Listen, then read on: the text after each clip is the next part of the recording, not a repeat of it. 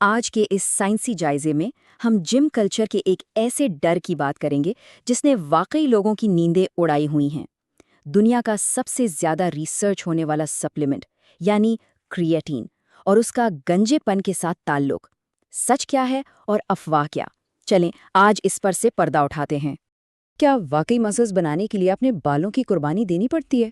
یہ وہ سوال ہے جو جم جانے والے ہر شخص کے ذہن میں کہیں نہ کہیں ضرور کھٹکتا ہے، کیونکہ یار باڈی تو سب کو چاہیے لیکن کوئی گنجا نہیں ہونا چاہتا۔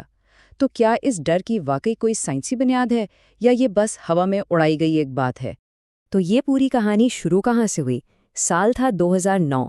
یہ وہ وقت تھا جب ایک چھوٹی سی ریسرچ نے پوری دنیا کی فٹنس کمیونٹی میں ایک ایسی آگ لگائی جس کا دھواں آج تک ہمارے جمز میں محسوس ہوتا ہے۔ اسے آپ اس افواہ کا پیشنٹ زیرو کہہ سکتے ہیں۔ Rugby study panic, patient zero. چلیں ذرا اس کی گہرائی میں چلتے ہیں۔ اس مشہور وانڈر مروے اسٹڈی میں آخر تھا کیا؟ صرف 20 کالج کے رگبی پلیئرز، اور یہ تحقیق چلی صرف 3 ہفتے۔ انہوں نے دیکھا کہ کریٹین لوڈنگ کے دوران DHT ہارمون 56% تک بڑھ گیا، لیکن اور یہ سن کر آپ کو شاید ہنسی آئے، ریسرچرز نے اصل میں کسی ایک شخص کے گرتے ہوئے بال گنے ہی نہیں، فولیکلز کو چیک ہی نہیں کیا گیا، بس ہارمون بدلا اور اتنا بڑا نتیجہ نکال لیا گیا۔ DHT اور جینیٹکس کو ذرا سائنس کی نظر سے سمجھتے ہیں۔ اب یہ DHT یعنی ڈائی ہائیڈرو ٹیسٹوسٹیرون آخر بلا کیا ہے؟ سیدھے الفاظ میں یہ ٹیسٹوسٹیرون کا ہی ایک زیادہ طاقتور حصہ ہے۔ یہ کوئی زہر یا ٹاکسن نہیں ہے، محض ایک ہارمون ہے۔ اصل مسئلہ تب ہوتا ہے جب یہ آپ کے جینیٹک کوڈ کے ساتھ ٹکراتا ہے۔ اگر جینز میں مردانہ گنجاپن ہے تو یہ ہے فولیکلز کو کمزور کر سکتا ہے، ورنہ اس کا کوئی نقصان نہیں۔ اور یہ بات ریڈیو کی مثال سے بڑی خوبصورتی سے واضح ہوتی ہے۔ سوچیں کہ آپ کے ہیئر فولیکلز ریڈیو کے ریسیورز ہیں۔ DHT اس ریڈیو کا والیوم کنٹرول ہے اور آپ کے جینز اس ریسیور کی حساسیت ہے۔ اب اگر آپ کے جینیٹک ریڈیو میں گنجے پن کی فریکوینسی ہے ہی نہیں تو DHT کا والیوم جتنا مرضی فل کر دیں، بال نہیں گریں گے۔ کریٹین شاید تھوڑا سا والیوم بڑھا دے، لیکن ریڈیو تبھی خراب ہوگا جب وہ پہلے سے کمزور ہو۔ تو پھر جدید سائنس اس بارے میں کیا بتاتی ہے؟ اب ذرا ان دونوں کا موازنہ دیکھیں۔ ایک طرف 2009 کی وہ کمزور سی ریسرچ اور دوسری طرف 2025 کا لیٹسٹ کلینکل ٹرائل۔ نئی ریسرچ ایک بہت بڑے گروپ پر ہوئی، پورے 12 ہفتے چلی، اور سب سے کمال کی بات، اس میں باقاعدہ ہیئر فولیکلز کو ٹیسٹ کیا گیا، اور نتیجہ کیا نکلا؟ DHT میں کوئی خطرناک سپائک نہیں آیا، فولیکلز بالکل محفوظ رہے اور ہیئر لاس بالکل زیرو۔ یہ جدید سائنس کا سب سے طاقتور ثبوت ہے۔ اور بات صرف ایک ٹرائل کی نہیں ہے، ایسی 12 مزید الگ الگ کلینکل سٹڈیز ہو چکی ہیں جنہوں نے کریٹین استعمال کرنے والوں میں ٹیسٹوسٹیرون اور DHT لیولز کا جائزہ لیا۔ اور پتہ ہے ان سب کا متفقہ نتیجہ کیا تھا؟ کوئی قابل ذکر تبدیلی نہیں، کچھ بھی نہیں۔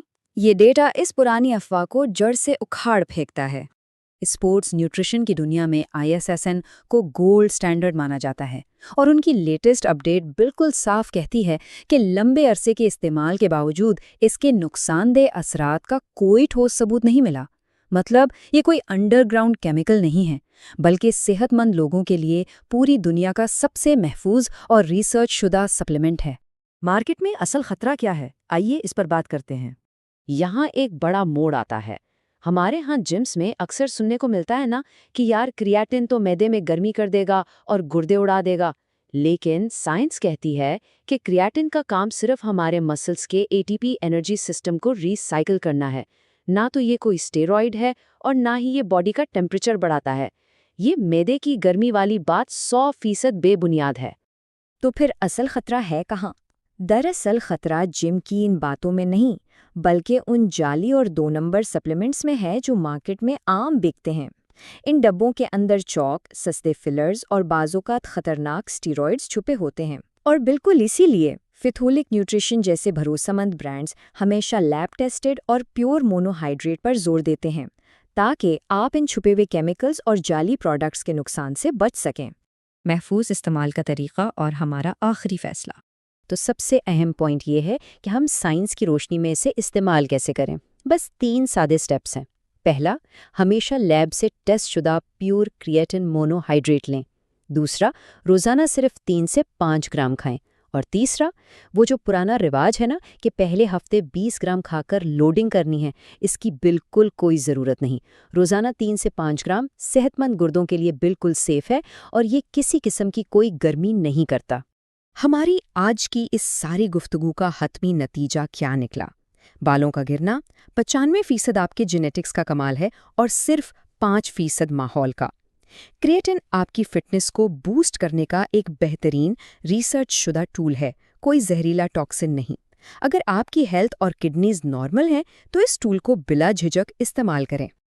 आखिर में बस एक सवाल जिस पर हम सबको ज़रूर सोचना चाहिए।